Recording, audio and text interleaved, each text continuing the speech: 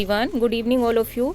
आज की class start करने से पहले मैं आपको बता देती हूँ कि ये जो पॉलिटिकल साइंस का पेपर है इसका पार्ट 2 मैं करा चुकी हूँ, यानी कि पार्ट 1 और पार्ट 2 हम ऑलरेडी कर चुके हैं। आज हम करेंगे पार्ट 3 और ये जो पेपर है रिसेंटली राजस्थान में हुआ है, तो इसके हम क्वेश्चन पेपर को एनालाइज कर रहे हैं। अगर आपने दोनों पार्ट नहीं देखे हैं तो आप देख सकते हैं। आप प्ले लिस्ट में जाइएगा, प्ले लिस्ट में जाने के बाद आप वहाँ पर देखेंगे RPSC करके प्ले लिस्ट बनी है, उस पर जब आप क्लिक करेंगे तो इसके सारे पार्ट वहीं पर मिल जाएंगे। और भी वहाँ पर और बहुत सारे क्वेश्चन पेपर का एनालिसिस है, उनको भी आप कवर कर सकते हैं।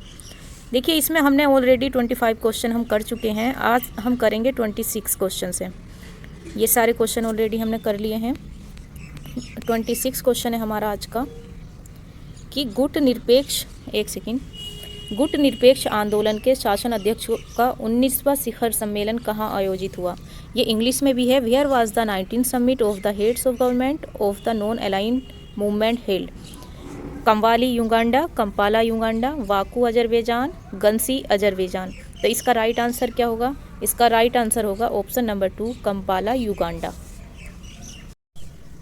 अब देखते हैं हम नेक्स्ट क्वेश्चन। नेक्स्ट है हमारा 27 और इसमें पूछा गया है कि निम्नांकित में से किस देश ने वर्चुअल प्रारूप में third voice of global south summit 2024 की मेज़बानी की। विच of the following country has hosted the third voice of global south summit 2024 in virtual format. Option है भारत, जापान, इंडोनेशिया, श्रीलंका। इसका राइट आंसर है India. Third voice of global south summit 2024 की मेज़बानी किसने की है? भारत ने। Right answer option number A. Question number 28 में पूछा गया है कि भारत ने अपने किस पड़ोसी देश के सहयोग के लिए ऑपरेशन नीर अभियान चलाया था। इसमें पूछा है India launch operation Neer to support which of its neighbouring countries. तो ये कौन सी कंट्री थी? श्रीलंका, मालदीव, बांग्लादेश, नेपाल। तो इसका राइट आंसर है मालदीव। और ये कब चलाया था? ये 4 दिसंबर। ऑपरेशन नीर की डेट याद रखिएगा, 4 दिसंबर 2014। नेक्स्ट क्वेश्चन है हमारा 29 और इसमें बात की गई है कि सूची 1 को सूची 2 से सम्मिलित करें और भारत और अमेरिका के मध्य हस्ताक्षरित रक्षा समझौते और वर्ष के संबंध में सूचियों के नीचे दिए गए कूट का उपयोग करके सही उत्तर चयन करें। Match list 1, list 2 and selection the code given below the list regarding defence agreement sign between India and United State and year. देखिए, इसमें लिस्ट 1 दी गई है और लिस्ट 2 दी गई है और इसको हमें क्या करना है? इसको हमें मैच करना है। इसको हम मैच कैसे करेंगे? देखिए, basic exchange and cooperation agreement वेका अगर आपने देखा होगा तो वेका कब का है? सबसे पहले हम देखेंगे logistic exchange memorandum of agreement LEMOA जिसको बोलते हैं। ये है हमारा 2016 का। 2 का सी कहाँ पर है? 2 का सी हमारा 2 ऑप्शन में है, यानी कि 3rd और 4th हमारा कट जाता है। उसके बाद बेसिक एक्सचेंज कोऑपरेशन एग्रीमेंट है हमारा 2020 का। 1 का डी कहाँ पर है? ऑप्शन नंबर, अच्छा ये दोनों भी सेम है। अब हम देखते हैं तीसरा है communication compatibility and security agreement, यानी कि कोमकासा। ये हमारा कब का है? ये 2018 का, यानी कि हमारा सी का क्या होगा? ए। इंडस्ट्रियल सिक्योरिटी एग्रीमेंट ये कब का है? हमारा 2019 का है। डी का वी। तो ऑप्शन नंबर 2 हमारा राइट आंसर होगा। बेसिक एक्सचेंज हमारा 2020 का जिसको बेका बोलते हैं। लीमुआ हमारा है 2016 का। कोमकासा हमारा है 2018 का। ISA है हमारा 2019 का। Option number 2 right answer. अब देखते हैं हम क्वेश्चन नंबर 30 में पूछा गया है कि मैकनोटन योजना के संबंध में निम्नलिखित में से त्रुटिपूर्ण कथन कौन सा है। Which of the following statement regarding the McNaughton plan is incorrect पूछा है। मैकनोटन योजना कश्मीर समस्या के समाधान से संबंधित थी, ये सही है। मैकनोटन ब्राजीलियन जनरल थे जो सुरक्षा परिषद के प्रधान थे। मैकनोटन योजना के अंतर्गत पाकिस्तान व भारत दोनों की सेनाओं को कश्मीर से वापस बुलाना था, ये भी राइट है। ये जनमत संग्रह के लिए कश्मीर का असैन्यीकरण करने का प्रस्ताव था, ये भी हमारा सही है। अब इसमें इनकरेक्ट पूछा है तो इनकरेक्ट हमारा क्या है? McNaughton was the Brazilian general who headed the security council. तो ये हमारा रॉन्ग होगा क्योंकि ये इसमें नहीं है। बाकी ये 3 पॉइंट जो हैं ये मैकनोटन योजना से रिलेटेड हैं, इसको आप याद रखिएगा। क्वेश्चन नंबर 31 31 है हमारा, सितंबर 2024 में ऑपरेशन सद्भाव के अंतर्गत भारत के निम्नांकित में से किस देश को $1 मिलियन अमेरिकी मूल्य की आपातकालीन बाढ़ रहित सहायता भेजी?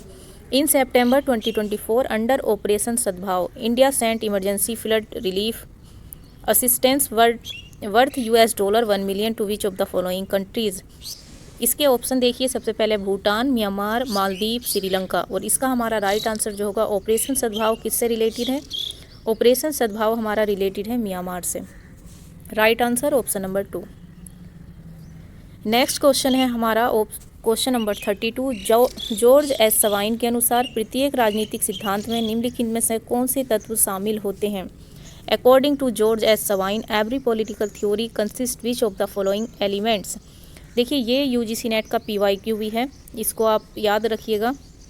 अब देखते हैं हम इसके ऑप्शन कौन कौन से हैं। इसमें है factual, casual, वैल्यूएशनल, अफेक्शनल।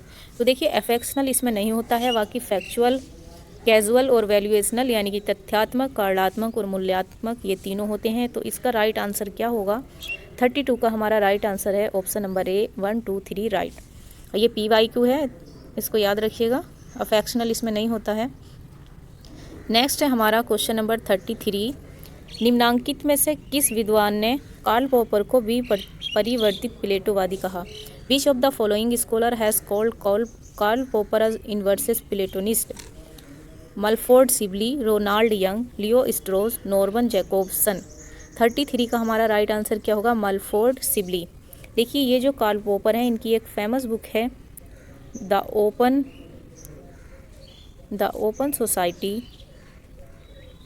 Open society its enemies. और इसमें इन्होंने किस किस की बात की है? इसमें इन्होंने प्लेटो, हीगल और कार्ल मार्क्स की बात की है, याद रखिएगा। नेक्स्ट क्वेश्चन है हमारा 34। 33 का आंसर आपने देख लिया। 33 का हमारा आंसर क्या है? 33 का हमारा आंसर है ऑप्शन नंबर 1 मलफोर्ड सिबली। अब हम पढ़ेंगे 34। 34 क्या है हमारा? निम्नांकित में से किस विद्वान ने अपनी पुस्तक ट्रूथ एंड मेथड के द्वारा शास्त्रार्थ मीमांसा को समाज विज्ञान के दर्शन के रूप में स्थापित किया और राजनीतिक सिद्धांत में इसको एक प्रणाली मानकर आदर्शात्मक अभ्यास को बढ़ावा दिया? Who among the following scholar through his book Truth and Method established hermeneutics analysis as the philosophy of social science and promoted normative practice by considering it is a system in political theory? अब इसमें 34 के हम option देखते हैं। Thomas कुन, George गेडेमर, लियो स्ट्रोस, David Easton. अब इसमें जो है हमारे राइट आंसर हैं 34 के ऑप्शन नंबर 2 यानी कि जॉर्ज गेडेमर। अगर आप थॉमस कुन के बारे में जानना चाहते हैं तो इन्होंने एक कॉन्सेप्ट दिया था, वो था इनका पैराडिग्म ऑफ शिफ्ट, याद रखिएगा। जो इनकी किस बुक में दिया गया था? थॉमस कुन की बुक भी याद रखिएगा। इनकी बुक का नाम था the structure of scientific,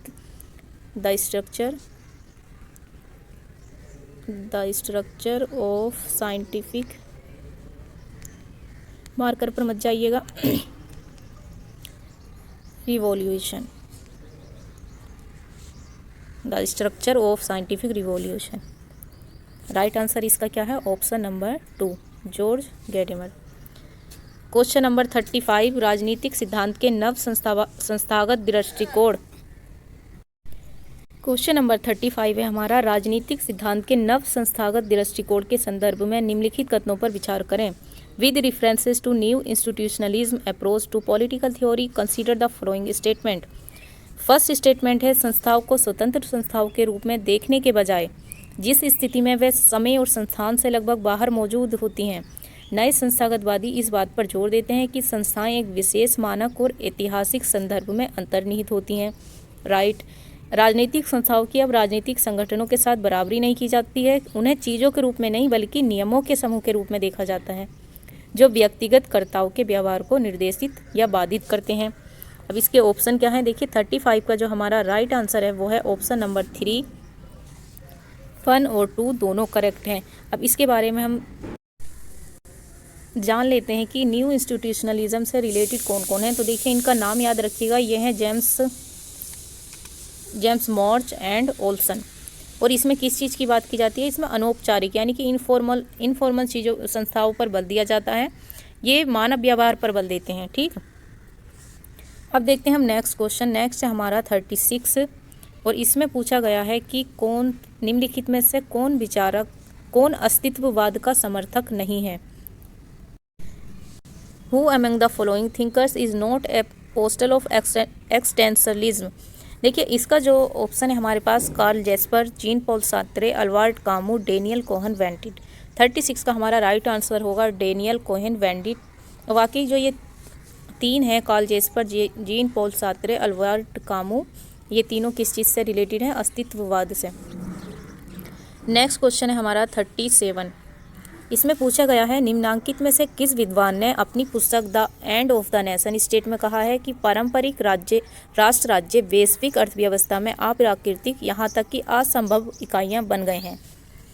who among the following scholar in his book the end of the nation state? Book का नाम याद रखिएगा, the end of the nation state, that traditional nation states have become unnatural even impossible unit in a global economy. अब इसके option है हमारे पास Stephen Cohen, Kenichi Ohmae, Robert Cohen, David Mitrany. 37 का जो हमारा राइट आंसर होगा वो होगा हमारा केनिची ओहेम। बुक का नाम याद रखिएगा, the end of the nation state. Next question है हमारा 38 में है भाषाई स्कूल के विद्वान टी.डी. वेल्डन के राज्य विश्लेषण के संबंध में निम्नलिखित में से कौन सा कथन सही है? Which of the following statement are correct with regard to linguistic scholar T.D. Weldon analysis of state? देखिए उनकी पुस्तक द वोकैबुलरी ऑफ पॉलिटिक्स याद रखिए। राज्य की अवधारणा का एक निराशाजनक रूप से उलझा हुआ शब्द है जो अक्सर खतरनाक रूप से भ्रामक रहस्यमय अर्थों में भरा है। Concept of state it a hopelessly muddled term frequently invested with dangerously misleading tackle overtones. Third है राज्य स्पष्टता उच्च कोटि की दार्शनिक रुचि का विषय है। इसका राइट आंसर होगा ऑप्शन नंबर 2, केवल 1 और 2। देखिए ये जो है state is clearly subject of high grade philosophical interest, ये क्या है? ये रॉन्ग है, बाकी 1 और 2 जो है वो करेक्ट है। 38 का हमारा राइट आंसर होगा ऑप्शन नंबर 1। नेक्स्ट क्वेश्चन है हमारा 39 है निम्नलिखित में से कौन ये तर्क देता है कि राज्य आत्मिक तत्वों से गिरस्त एक अमूर्त और रहस्यमय विश्वास है कि राज्य किसी न किसी तरह पूरे समुदाय का प्रतिनिधित्व करता है? Who among the following argue that the state was affected with soul stuff and abstract and mystical belief that state somehow represent the whole of community? इसका जो ऑप्शन है वो है Arthur Bentley, David Easton, Almond Powell, Poulantzas. 39 का हमारा right answer होगा Arthur Bentley. देखिए whole of community की बात की है तो ये जुड़े हुए हैं ग्रुप थ्योरी से, याद रखिएगा। और डेविड ईस्टन जो हैं वो हमारे सिस्टम थ्योरी से जुड़े हुए हैं। आमंड एंड पवेल जो हैं स्ट्रक्चरल फंक्शन थ्योरी से जुड़े हुए हैं, याद रखिएगा। नेक्स्ट क्वेश्चन है हमारा 40 में देखिए क्या बात की गई है कि किस विचारक ने राज्य को एकीकृत सामाजिक संगठन के रूप में चित्रित किया है? Which of the following thinker portrayed the state as unifying social formation यानी कि एकीकृत सामाजिक गठन? Joseph Stalin, C Sylvester, J A Tickner, Nicos Poulantzas. अब इसका जो हमारा राइट आंसर होगा वो होगा Nicos Poulantzas. Right answer option number 4। देखते हैं नेक्स्ट क्वेश्चन। नेक्स्ट है हमारा क्वेश्चन, किसने ये विचार दिया कि राज्य तुलनात्मक स्वायत्तता रखता है यानी कि स्टेट हैज़ रिलेटिव ऑटोनॉमी? ये तटस्थ मध्यस्थता नहीं होता and it is not a neutral arbiter. Karl Marx, Ronald Dworkin, Hegel, Jeremy Bentham. तो 41 का हमारा राइट आंसर है ऑप्शन नंबर 1, कार्ल मार्क्स। याद रखिएगा राज्य कैसा तुलनात्मक स्वायत्तता रखता है और ये तटस्थ मध्यस्थता नहीं रखता यानी कि न्यूट्रल नहीं होता ये। हीगल कौन है? एक आइडियलिस्ट हैं यानी कि आदर्शवादी हैं। जेरेमी बेंथम कौन है? उपयोगितावादी हैं। ये दोनों भी याद रखिएगा। नेक्स्ट क्वेश्चन है हमारा 42। वैश्वीकरण के युग में स्टीफन क्रेसनर के द्वारा चिन्हित संप्रभुता के प्रमुख उपयोग धारणाएं निम्नलिखित में से कौन सी हैं? Which of the following are the major usages nation of sovereignty in the age of globalisation as identify Stephen Krasner? Interdependence sovereignty, domestic sovereignty, Westphalian sovereignty, international legal sovereignty. देखिए ये जो स्टीफन क्रेसनर हैं इन्होंने संप्रभुताएं बताई हैं और पूछा गया है कि इनमें से कौन कौन सी हैं। तो इनमें से कौन कौन सी हैं, ये चारों ही इनकी सही हैं, ABCD चारों की इन्होंने बात की है। अब देखते हैं हम क्वेश्चन नंबर 43। क्वेश्चन नंबर 43 है हमारा, निम्नलिखित में से किस विचारक ने कहा है कि शक्ति प्रभावी सामूहिक कार्यवाही के लिए प्रतिबद्धताओं या दायित्वों को जुटाने का एक सामान्यीकृत माध्यम है, संसाधन की एक सामान्यीकृत सुविधा जो वैधता के स्वीकृत रूपों पर टिकी हुई है। Who among the following thinker state the power is a generalized medium of mobilizing commitments or obligation for effective collective action, a generalized facility of resources that rest on accepted form of legitimacy। Option है हमारे पास Talcott person, Michel फोकॉल्ट, Charles सी लिंडब्लॉम, Steven Lucas. 43 का हमारा right answer होगा Talcott person. ये बात किसने की है, टैलकॉट पार्सन ने। नेक्स्ट क्वेश्चन है हमारा, मौजूदा शक्ति पैटर्न के संबंध में स्वतंत्रता या स्वायत्तता की भावना का पता लगाने के लिए शक्ति का त्रियामी सिद्धांत किसने दिया। 3 डायमेंशनल थ्योरी ऑफ पावर ये किसने दी है, ये दी है, ऑप्शन देखते हैं, Peter Bachrach, Morton S Baratz, Steven Lukes, P Vaughan. 44 का जो हमारा राइट आंसर है वो है स्टीवन लुकास। जो स्टीवन लुकास है इन्होंने क्या बताया है, 3 डायमेंशनल थ्योरी ऑफ पावर, याद रखिएगा। नेक्स्ट क्वेश्चन है हमारा 45। सत्ता का गुण ये है कि शक्तियों को सामाजिक पहचान, स्थिरता, आश्वासन की भावना प्रदान करता है। सत्ता का पतन उन्हें अकेला और भ्रमित छोड़ देता है, जो कि डेमोगोग्स और भावी तानाशाही की विनती का शिकार बन जाता है। ये किसने कहा है, द वर्च्यू ऑफ अथॉरिटी। देखिए ये भी एक PYQ है, इसको आप याद रखिएगा, यानी कि ये लास्ट ईयर पूछा गया है, जो भी एग्जाम हुए हैं कहीं ना कहीं। द वर्च्यू ऑफ अथॉरिटी, इसके ऑप्शन क्या है, रोजर स्क्रूटन, हन्ना ओरेंट, विलियम रीच, थियोडोर एडोर्ने। तो इसका जो राइट आंसर है वो है हमारा ऑप्शन नंबर 2, हन्ना ओरेंट। क्वेश्चन नंबर 46, निम्नांकित में से कौन सा औचित्यपूर्ण के उदार दृष्टिकोण से संबंधित नहीं है। Which of the following is not related not liberal view of legitimation. देखिए इसके ऑप्शन है, सहमति, संविधानवाद, औचित्य नीचे से उत्पन्न होती है, औचित्य ऊपर से उत्पन्न होती है, consent, constitutionalism, legitimacy arise from below, legitimacy arise from above. 46 का जो हमारा आंसर है ये क्या होती है, लेजिटिमेसी अराइज फ्रॉम अबव, यानी कि औचित्य जो होती है वो ऊपर से उत्पन्न होती है। ऑप्शन नंबर 4 इसका राइट आंसर है। अब देखते हैं question number 47।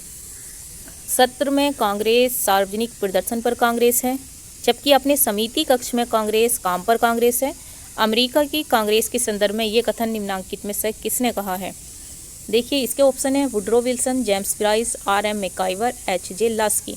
Congress in session is Congress on public exhibition, list Congress in its committee room is Congress at work, who among the following has stated the statement with reference to the Congress of America. तो ये आपको देखते ही पता चलता है कि ये जो हमारा राइट आंसर है ये है वुड्रो विल्सन। इन्होंने 14 प्रिंसिपल भी दिए हैं, याद रखिएगा। उसके बाद आता है कि following establish democracy is head of the state of monarch, यानी कि निम्नलिखित में से किन स्थापित लोकतंत्रों में राज्य का प्रमुख सम्राट होता है।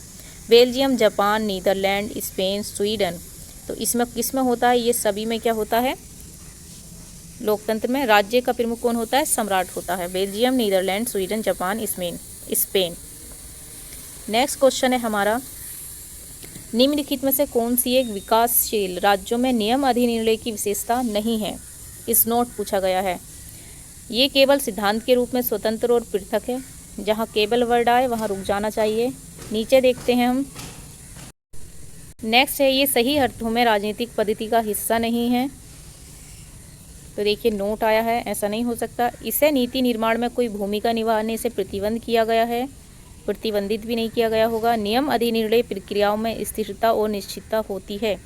49 का जो हमारा राइट आंसर है, इसमें क्या पूछा कि कौन सी विशेषता नहीं है। तो देखिए ये केवल सिद्धांत के रूप में तो स्वतंत्र और पृथक नहीं है, ये राजनीतिक पद्धति का हिस्सा है और इसमें दिया है नोट, तो ये भी रोंग है। ये नीति निर्माण में कोई भूमिका नहीं निभाता, निभाने के लिए इसे प्रतिबंधित किया गया है, ये भी रोंग है। राइट आंसर क्या होगा? नियम अधिनिर्णय प्रक्रियाओं में स्थिरता और निश्चितता होती है। आज का लास्ट क्वेश्चन हम करेंगे 50। इसमें पूछा गया है कि निम्नांकित में से किस विद्वान ने ये उद्धृत किया कि लैटिन अमेरिका में शीत युद्ध काल के दौरान लोकतंत्र की विफलता ने इस बात की पुष्टि की शक्तियों का पृथक्करण लोकतंत्र के विकसित होने की क्षमता को प्रभावित कर सकता है। Which of the following scholar state the failure of democracy during the cold war period in Latin America confirm that separation of power can affect democracy potential to flourish?